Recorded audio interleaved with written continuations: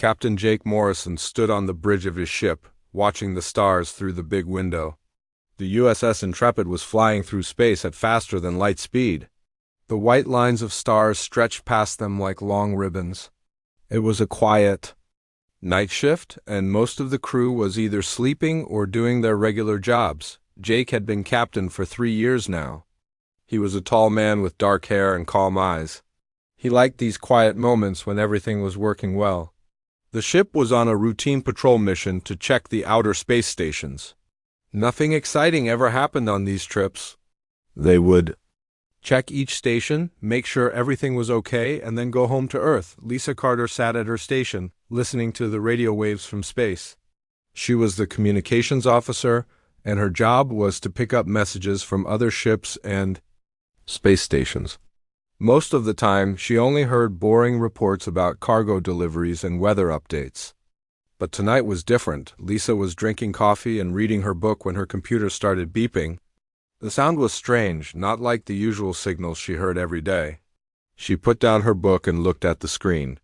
The numbers were jumping around and the patterns looked very weird. "Captain," Lisa called out, her voice sounding worried. "I think you should see this." Jake walked over to her station. He had learned to trust Lisa's instincts. If she thought something was important, it usually was. She had been working on communication systems for 8 years and knew the difference between normal space chatter and something unusual. "What do you have?" Jake asked, looking at the screen. "It's a distress signal, but it's not like any I've ever seen before," Lisa said, pointing to the wave patterns on her monitor. "Look at these frequency patterns. They're completely different from anything in our database." Jake studied the screen.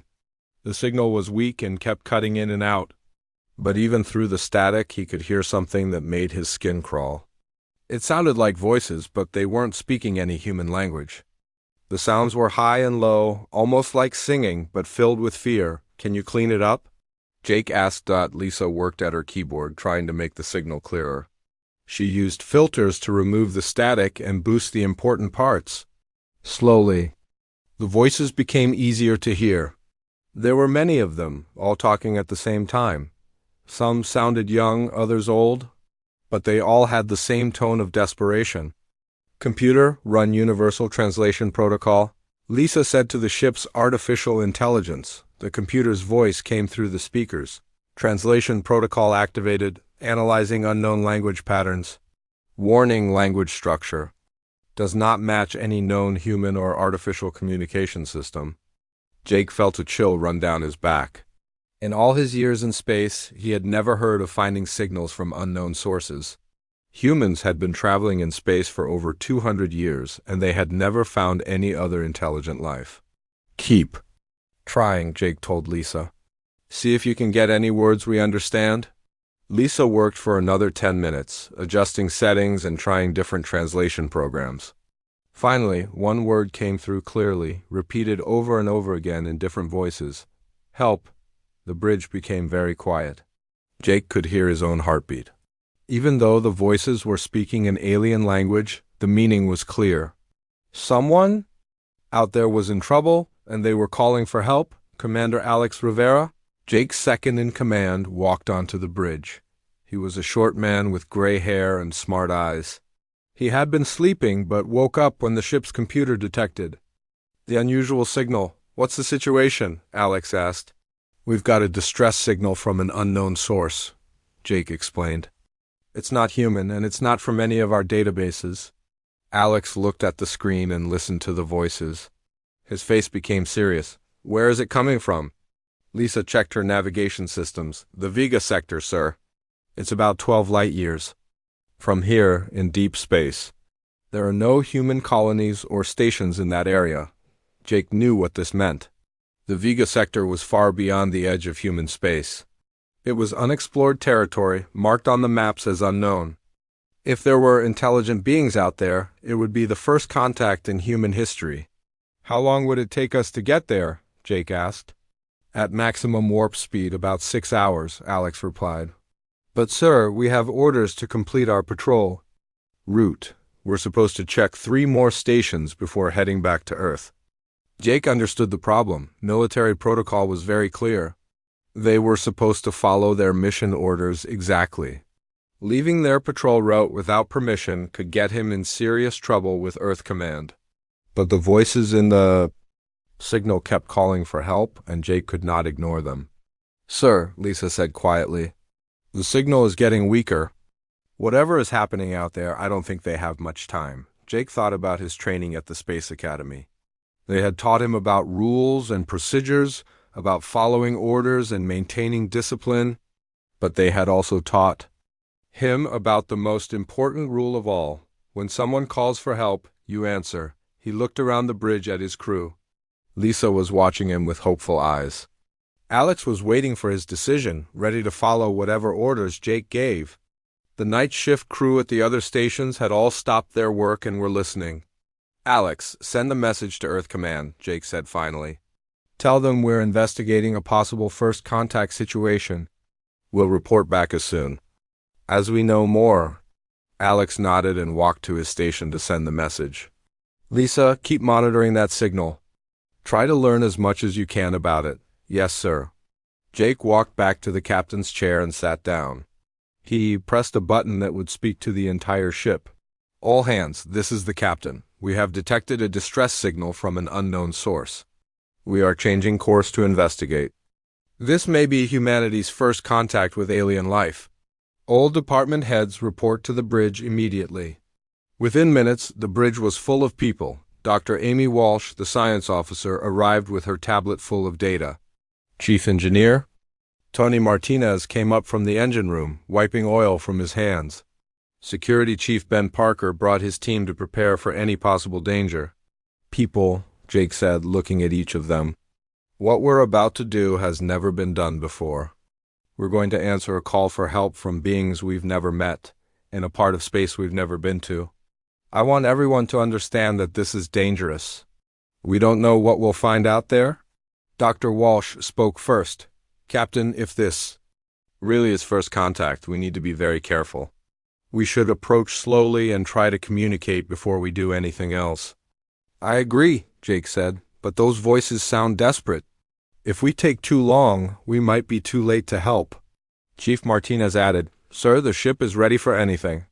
All systems are working perfectly, and we have enough fuel and supplies for a long mission." Jake looked at the faces around him. These people had worked with him for years. They trusted him, and he trusted them. Whatever they found in the Vega sector, they would face it together. "Set course for the Vega sector," Jake ordered. "Maximum warp speed." The USS Intrepid changed direction, leaving its patrol route behind. As the ship jumped to faster than light speed, none of the crew knew they were about to become the first humans to meet the Zephyrian Alliance, a peaceful group of worlds that had been fighting for their lives against an enemy that showed no mercy. The die was cast. Humanity was about to answer its first call for help from the stars.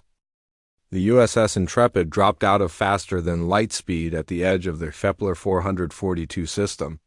Captain Jake Morrison stood on the bridge, looking at the main screen with his mouth open. What he saw was beyond anything he had imagined in his worst nightmares. A massive space battle was happening right in front of them. Hundreds of ships were fighting each other in the dark space around a beautiful blue and silver planet. But these were not human ships. They were completely alien, unlike anything Jake had ever seen before. On one side were ships that looked like they were made of crystal and light. They were elegant and beautiful, with smooth curves and bright colors. They moved through space like dancers, spinning and turning in perfect formation. These ships glowed with soft blue and white light that pulsed like a heartbeat. On the other side were ships that seemed to eat light itself. They were dark and ugly, with sharp edges and twisted metal. They looked like giant insects or spiders, with long arms that reached out to grab other ships. These dark ships moved in swarms, attacking the crystal ships from all directions. "My God," whispered Dr. Amy Walsh, the science officer. She was studying the battle through her instruments, trying to understand what she was seeing. "Captain, the crystal ships are losing badly. They're outnumbered at least 3-1. Jake watched as one of the beautiful crystal ships exploded in a shower of light. The dark ships moved in quickly to destroy the pieces. It was clear that this was not just a battle, but a massacre. The crystal ships were fighting bravely, but they were being destroyed one by one. "Lisa, are you still getting that distress signal?" Jake asked. "Yes, sir. It's much stronger now. It's coming from the crystal ships. They're the ones calling for help." Jake felt his heart racing. These beautiful ships were the source of the plea for help they had heard, and they were dying while he watched. "Dr. Walsh, what can you tell me about these ships?" Amy worked quickly at her station, scanning both types of ships with the Intrepid sensors. "The crystal ships are using some kind of energy technology I've never seen before. They're converting pure energy into matter and back again. It's incredible science, Captain." "What about the dark ships?" "They're different. They seem to absorb energy instead of creating it. It's like they feed on the power from other ships. Every time they destroy a crystal ship, they get stronger." Jake realized he was watching something terrible. The dark ships were not just winning the battle, they were consuming their enemies. This was not war, it was feeding time. "Sir," called out Lieutenant Don Cooper from the weapons station. "The crystal ships are pulling back to defend the planet, but there are too many of the dark ships. They won't be able to hold them off much longer." Jake looked at the planet below. It was beautiful, with blue oceans and silver cities that sparkled in the sunlight. He could see that millions of beings lived there. If the dark ships won this battle, all of those lives would be lost. "Captain," Alex Rivera said quietly, "we need to make a decision. Do we help them or do we stay hidden and observe?" Jake knew that getting involved in an alien war was dangerous. The USS Intrepid was just one small ship against hundreds of alien vessels. They had no idea how their weapons would work against alien technology. But looking at the beautiful planet and the brave crystal ships trying to protect it, Jake knew there was only one choice he could make. "Open a communication channel to the crystal ships," Jake ordered. Lisa worked at her station, trying to figure out how to talk to the alien ships. It took several minutes, but finally she managed to connect. "Channel open, Captain." "This is Captain Jake Morrison of the Earthship USS Intrepid. We received your distress signal and have come to help." There was silence for a moment. Then a voice came through the speakers, speaking in the same musical language they had heard in the distress signal. But this time, the ship's computer was able to translate most of it. "Unknown vessel, this is Commander Veltar of the Zephyrian. Defense Force, you are not Zephyrian, yet you answer our call. Why do you risk your lives for strangers?" Jake thought about his answer. How could he explain to an alien being why humans helped others? How could he describe the feeling that made people run into burning buildings to save strangers or jump into rivers to rescue drowning children? "Because that's what we do," Jake said simply. "We help those who need it." There was another pause. Then Commander Veltar spoke again, and this time his voice was filled with amazement. "In all our long history, we have never encountered such a philosophy. You would die for beings you have never met?" "If necessary, yes." "Then you are welcome to fight beside us, Captain Morrison, but know that we are losing this battle. The Devourers have been hunting us for over 100 years. They consume everything in their path." Jake felt a chill. The Devourers. Even the name sounded terrifying. "Commander Veltar, this is our first time meeting your people or the Devourers. Can you tell us how to fight them?" "Their ships absorb energy weapons. The more power you use against them, the stronger they become. We have learned to use physical projectiles and kinetic weapons, but we are running out of ammunition." Jake smiled for the first time since arriving in the system. "Commander, we humans are very good at kinetic weapons. We've been throwing rocks at our enemies for thousands of years." "I do not understand this reference, Captain Morrison." "You will," Jake said. "All stations, prepare for battle.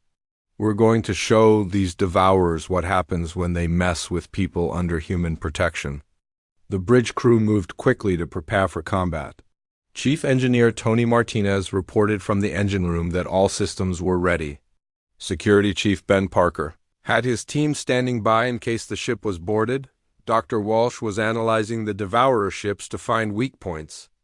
"Captain," Lisa called out, "I'm detecting more ships coming out of faster than light travel. They're human ships, sir."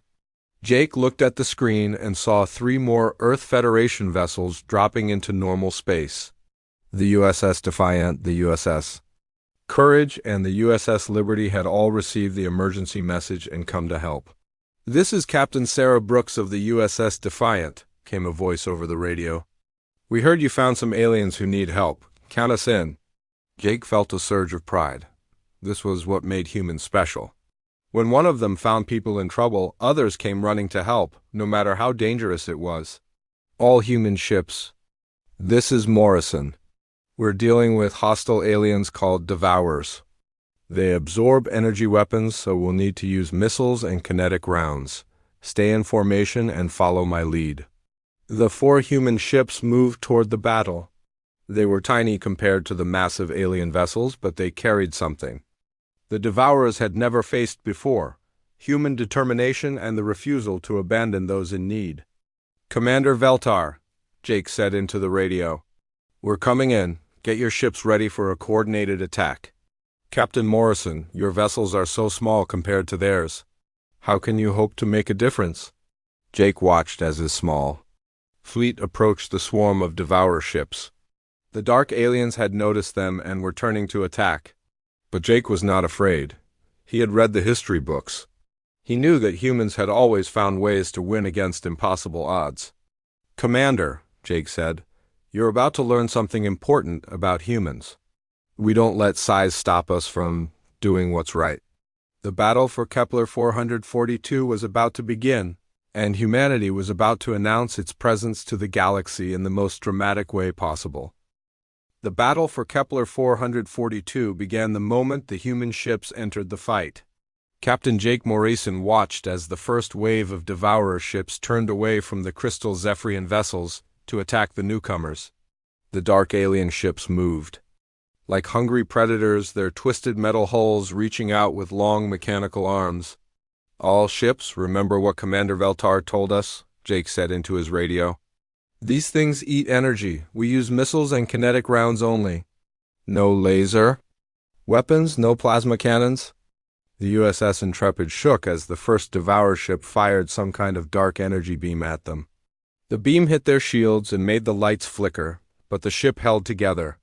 Jake was glad they had reinforced the hull before leaving Earth. "Return. Fire," Jake ordered. "Target their engines with conventional missiles." Lieutenant Don Cooper worked quickly at the weapons station. The Intrepid's missile tubes opened and fired a spread of 6 explosive rockets at the nearest Devourer ship. The missiles flew through space, leaving trails of fire behind them, but something amazing happened. The Devourer ship tried to absorb the missiles the same way it absorbed energy weapons.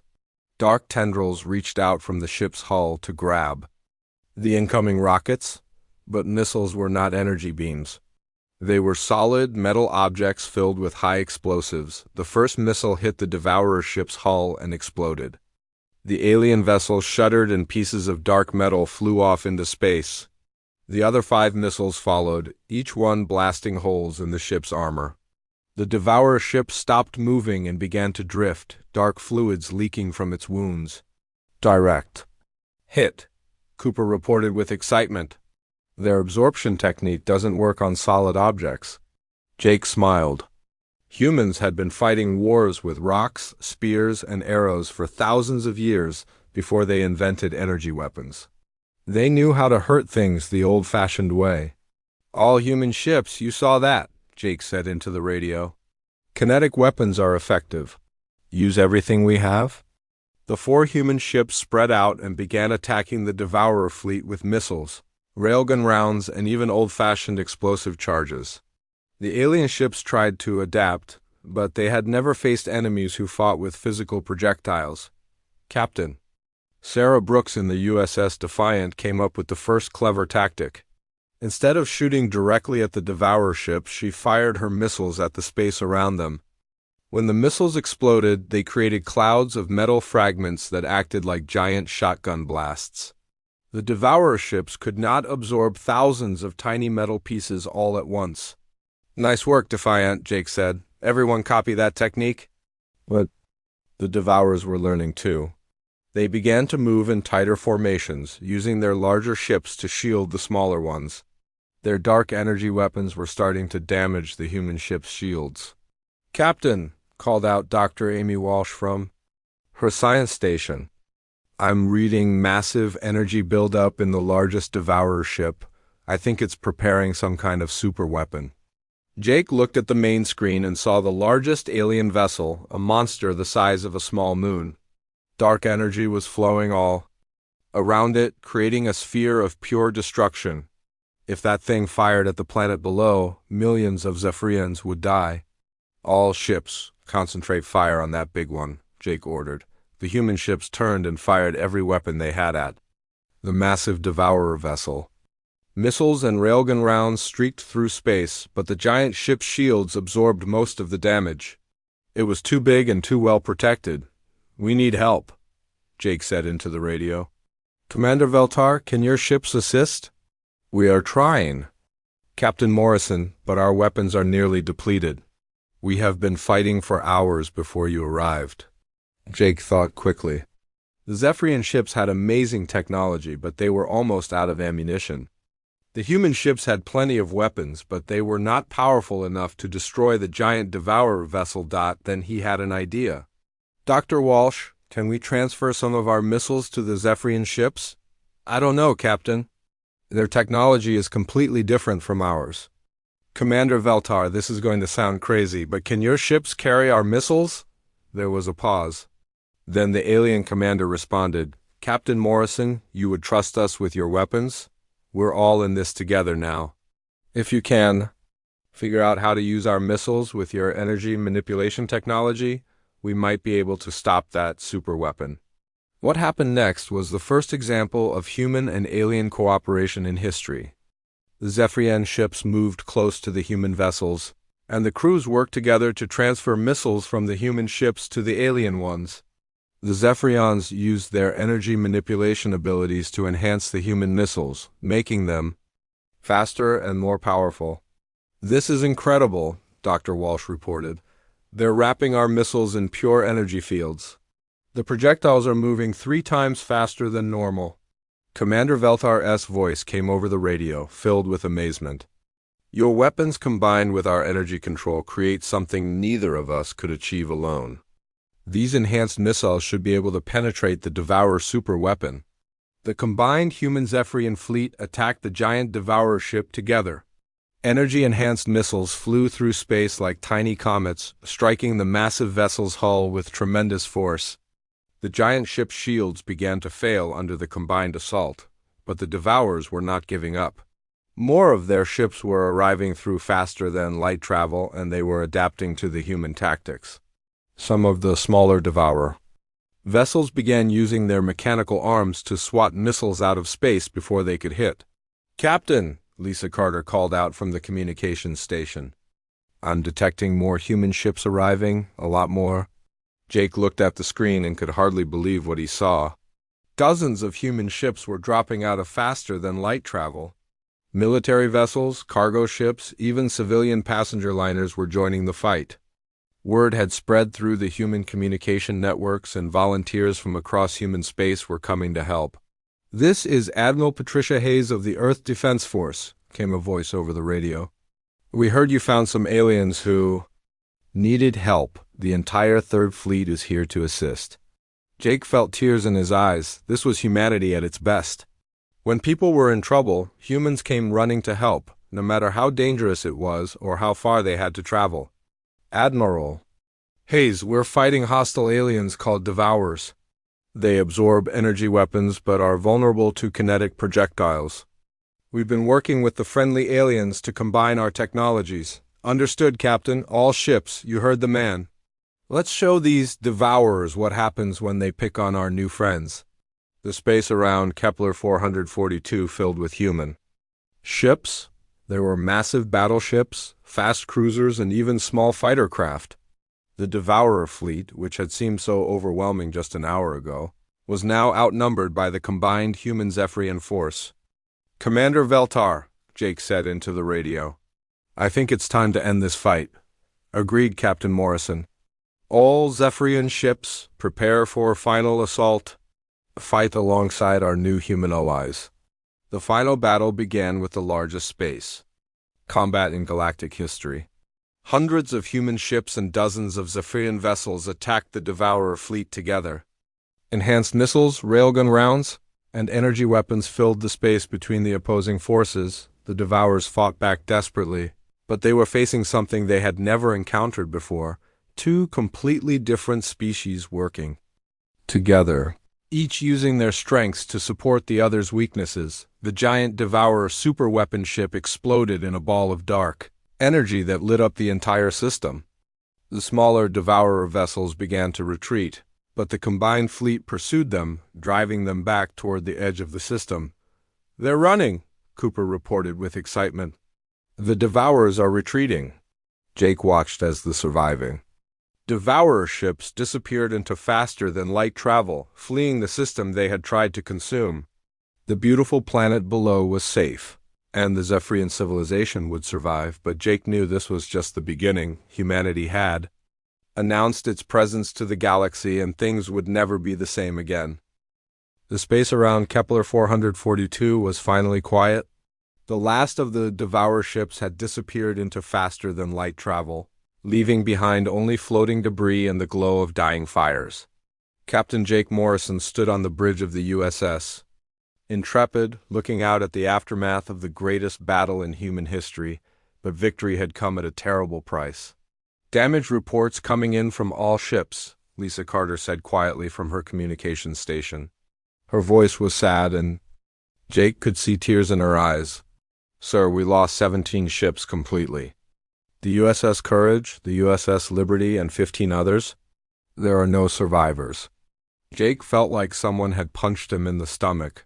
Those were good ships with good crews, people who had families waiting for them back on Earth. They had come to help strangers and paid the ultimate price. "What about casualties on the surviving ships?" Jake asked. "Over 300 dead, sir, nearly 1,000 wounded." Jake sat down heavily in his captain's chair. He had known that fighting the Devourers would be dangerous, but seeing the actual numbers made it real. 300 brave men and women had died to save a planet they had never seen before, to protect people they had never met. "Sir," Dr. Amy Walsh said from her science station, "I'm getting a communication from the Zephyrian planet. They want to talk to you." Jake straightened up. Even though he was heartbroken about the losses, he was still the captain. His remaining crew needed him to be strong. "Put it through." The main screen flickered and showed the most amazing sight Jake had ever seen. The being on the screen was tall and graceful, made of what looked like living crystal. Light flowed through its body like water, changing colors as it moved. When it spoke, its voice was like beautiful music. "Captain Morrison, I am Elder Zixara, leader of the Zephyrian Alliance. On behalf of all 17 worlds in our alliance, I thank you for what you have done today." "Elder Zixara," Jake said, standing up, "we are honored to meet you. But I must tell you that many of our people died in this battle. Their sacrifice weighs heavily on my heart." The crystal being's light grew dimmer, and Jake could sense its sadness. "Captain, in all our long history we have never encountered a species that would sacrifice themselves for others without expecting anything in return. Your people have shown us that courage and compassion can exist in the same heart. Our people believed it was the right thing to do," Jake said simply. "We know about sacrifice, Captain Morrison. We have been fighting the Devourers for over a century. We have lost millions of our people defending our worlds, but we always fought alone until today." Jake looked at the beautiful being on the screen and realized something important. The Zephyrians had been facing the same enemy for 100 years, watching their friends and families die, never knowing if anyone would come to help them. Today, for the first time, they had discovered they were not alone. "Elder Zixara, can you tell us about the Devourers? Where do they come from? What do they want?" The Elder's light grew darker. "They come from the edge of the galaxy, Captain. They are not truly alive as we understand life. They are creatures of pure hunger, consuming everything they find. They eat energy, matter, even the life force of living beings. They have destroyed dozens of civilizations. How many of them are there? We do not know. They travel in great swarms, moving from system to system. What you fought today was only a small part of their forces. They will return, Captain, with more ships and new tactics. Jake felt a chill run down his spine. If what they had just fought was only a small force, then the galaxy was in more danger than he had imagined. Elder, we need to work together. Humans and Zephyrians sharing our knowledge and technology. Alone, neither of us is strong enough to stop them. I agree, Captain Morrison, but first, we must honor those who died today. Both human and Zephyrian lives were lost in this battle. They deserve to be remembered. Over the next several hours, the combined human and Zephyrian fleets held a memorial service in space. Jake had never seen anything like it. The Zephyrian ships arranged themselves in a perfect circle around the human vessels, and their hulls began to glow with soft, beautiful light. It is our way, Elder Zixara explained. We sing the names of the fallen into the cosmos so their memory will travel to the stars. The Zephyrians began to sing, their voices joining together in a harmony that was both sad and beautiful. Jake could not understand the words, but he could feel the emotion behind them. They were honoring the dead, both human and alien, who had died defending innocent lives. Then something unexpected happened. The human crews began to sing too. They sang old songs from Earth, songs about heroes and sacrifice, about people who gave their lives for others. The two species who had met only hours ago sang together in the darkness of space. Jake thought about Lieutenant Don Cooper, who had been killed when his weapons station exploded during the final assault. Cooper had been a good man, always quick with a joke and ready to help his friends. His last words had been, "Keep fighting, Captain. Don't let them win." He thought about the crew of the USS Courage, who had rammed their damaged ship into a Devourer vessel to save a group of Zephyrian civilian ships. Captain Maria Santos had transmitted a final message before the collision. "Tell my family I died protecting innocent people. Tell them I'm proud of what we did today." And he thought about all the others who had made the ultimate sacrifice. They had come to the Kepler 442 system as strangers, but they had died as heroes, protecting a world that would never forget their names. "Captain," Lisa said quietly, "I am receiving a priority message from Earth Command." Jake knew this was coming. Earth's government would want to know what had happened, why a routine patrol had turned into the first interstellar war in human history. "Put it through to my private channel," Jake said. The face of Admiral Robert Chun appeared on Jake's personal screen. Chun was the head of the Earth Defense Force, and he looked both worried and amazed. "Captain Morrison, we've been monitoring the situation. The entire Earth government is in emergency session. You've just made first contact with an alien species and fought a war in the same day. I need a full report immediately." "Admiral, I'll send you all the data we collected. But right now, I need to tell you something important. This war is not over. The Devourers are still out there, and they will attack again. We need to prepare Earth's defenses and work with the Zephyrians to protect both our species." "Captain, are you saying that Earth is in danger?" Jake looked out at the debris floating in space, the remains of ships from both sides. "Sir, I'm saying that the entire galaxy is in danger. What we fought today was just the beginning." Admiral Chung was quiet for a moment. "Captain, I'm promoting you to Admiral and placing you in charge of the new Alien Defense Force. You'll work with the Zephyrians to prepare for the next attack." "Thank you, sir, but I want to make one thing clear. We didn't fight this battle to gain power or territory. We fought it because it was right. Zephyrians are good people who needed help, and we couldn't turn our backs on them." "I understand, Admiral Morrison. That's exactly why I'm putting you in charge. The galaxy is about to change forever, and humanity needs leaders who understand that our greatest strength is not our weapons or our technology, but our willingness to help others. Jake ended the communication and looked out at the stars. Somewhere out there, the Devourers were regrouping, planning their next attack. But they would not find the galaxy the same as they had left it.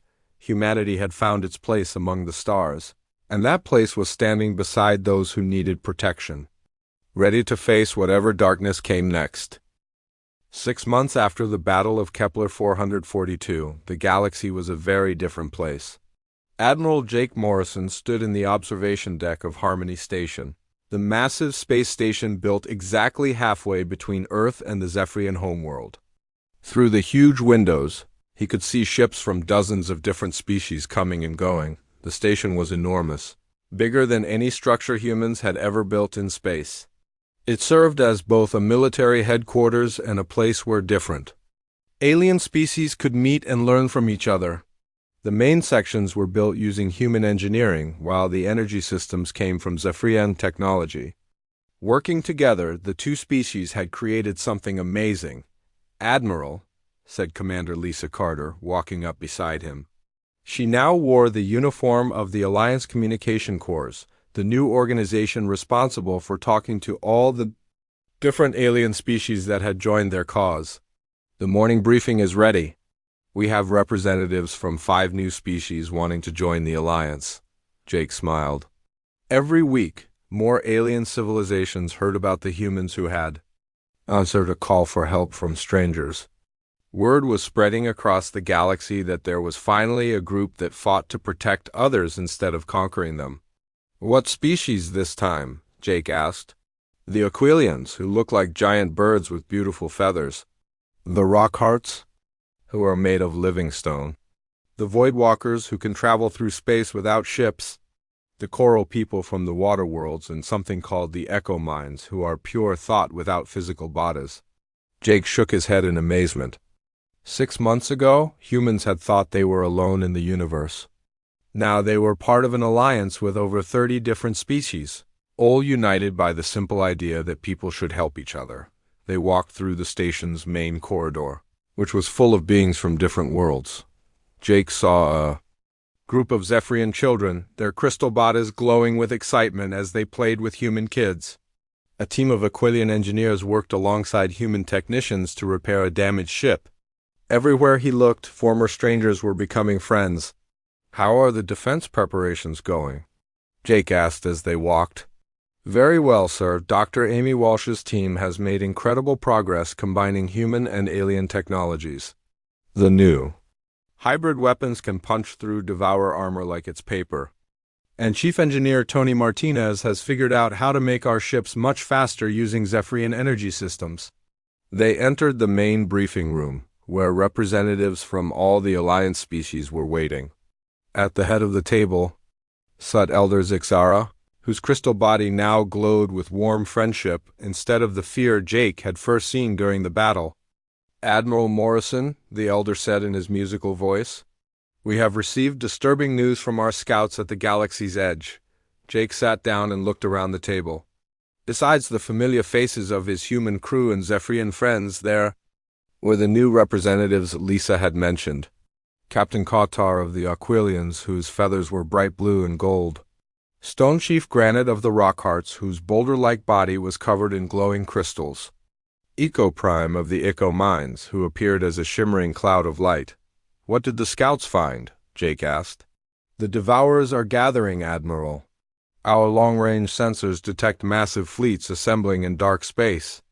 They are preparing for a major attack larger than anything we have seen before." Captain Qatar spoke up, her voice sharp and clear like a bird's call. "Our people have fought the Devourers for 50 years. They do not give up easily. They will keep coming until they have consumed everything." Stone Chief Granite's voice was deep and slow, like rocks grinding together. "My people have hidden in our mountain worlds for centuries, avoiding the Devourers, but hiding is not living. We want to fight alongside the Alliance." Eco Prime's voice seemed to come from everywhere at once, like thoughts appearing directly in their minds. "We have seen the future in many possible forms. In most timelines, the Devourers win. But there is one possibility where they are defeated. Forever, it requires all species working together." Jake felt the weight of responsibility on his shoulders. Billions of lives across dozens of worlds were depending on the Alliance to protect them.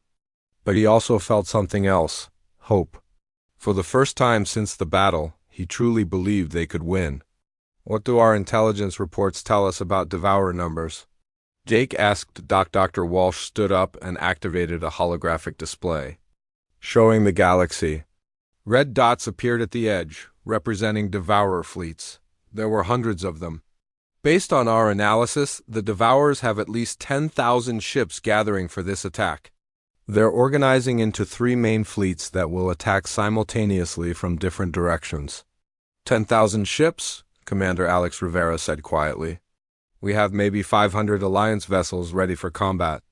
"Numbers are not everything," Elder Zixara said calmly. "We have something the Devourers do not understand: cooperation between different forms of life. They consume and destroy. We build and protect." Jake stood up and walked to the holographic display. He studied the positions of the Devourer fleets and began to see a pattern. "They're going to attack our 3 strongest worlds at the same time," he realized. Earth, Zephyr Prime, and the Ecolian home system. "If they can destroy our main worlds, the Alliance will fall apart." "That's what they think," Jake continued, turning to face the assembled representatives. "But they don't understand how humans think. When someone attacks our friends, we don't run away. We fight harder." Captain Kautar's feathers ruffled with excitement. "The Aquilians are ready to defend all Alliance worlds, not just our own." "The Rockhearts will stand firm," Stone Chief Granite declared. "We do not break easily." "All Echo Minds will share their knowledge instantly across the galaxy," Eco Prime added. "No Alliance ship will fight alone." Jake felt pride swelling in his chest. This was what made the Alliance special. Not superior weapons or technology, but the willingness of different species to sacrifice for each other. "Elder Zixara, how long do we have before they attack?" "Our scouts estimate 2 weeks, Admiral. Then we need to move fast." "I want every Alliance ship equipped with the new hybrid weapons. I want communication networks established between all our worlds. And I want every species to contribute their special abilities to our defense." Over the next 2 weeks, the Alliance worked together like never before. Human factories on Earth mass-produced weapons and armor. Zephyrian energy engineers enhanced every ship's power systems. Aquilian pilots taught advanced flying techniques to other species. Rockheart engineers built fortress shields around important planets. The Echo Mines created an instant communication network that connected every Alliance ship, but most importantly, Jake implemented a new strategy based on what had worked at Kepler 442. Instead of defending each world separately, the Alliance would concentrate all their forces and fight as one unified fleet. When the Devourers attacked one world, every Alliance ship would be there to meet them. "They expect us to spread our forces thin, trying to defend everything," Jake explained to his commanders. "Instead, we'll let them take empty space while we protect what matters most: the people." The day before the expected attack, Jake stood again in the observation deck of Harmony Station. But now, instead of just a few dozen ships, he could see hundreds of Alliance vessels preparing for battle. Ships from 30 different species, all working together to protect each other. Commander Lisa Carter joined him again, just as she had 6 months ago. "Admiral, incoming message from Earth. It's your wife." Jake smiled and took the private communication. Sarah Morrison's face appeared on his personal screen, and he could see their 2 children behind her. "Jake, I know you can't tell me much about what's happening, but I want you to know that everyone on Earth is proud of you. You brought hope to the galaxy." "I just answered a call for help, Sarah. That's what we do." "I know. That's why I married you. Come home safe, Admiral." As the communication ended, Jake looked out at the Alliance fleet one more time. Tomorrow, they would face the largest Devourer attack in galactic history. Many ships would not return. Many brave people from many different worlds would die, but Jake was not afraid. 6 months ago, humans had been alone in the universe. Now they were part of something bigger, something better. They had answered one call for help and discovered that the galaxy was full of people worth protecting. The Devourers could bring Their 10,000 ships? The Alliance would be ready for them, united by the simple human belief that when someone needs help, you answer the call. The greatest battle in galactic history was about to begin, and this time the good guys would not fight alone.